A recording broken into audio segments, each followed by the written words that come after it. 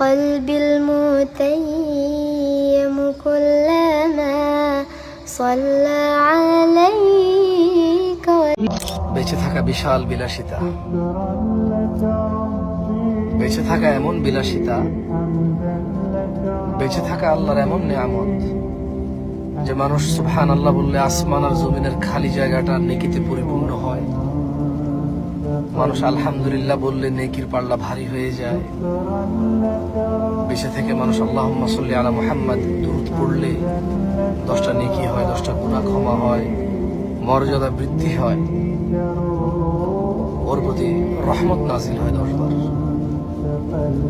বেঁচে থাকলে ফজরের 2 রাকাত সুন্নত আদায় করলে দুনিয়াতে যা আছে এর চেয়ে বেশি কিছু পাওয়া যায়। বেঁচে থাকলে ফজরে 2, জোহরে 6, মাগরিবে 2, ইশায় 2, মোট 12 রাকাত সুন্নতে মুআক্কাদা পড়লে আল্লাহ সুবহানাহু ওয়া তাআলা জান্নাতে ঘর তৈরি করবে। যে ব্যক্তি প্রতিদিন 12 রাকাত সুন্নত আদায় করবে তার জন্য আল্লাহ একটা করে ঘর নির্মাণ করবে। সুবহানাল্লাহ।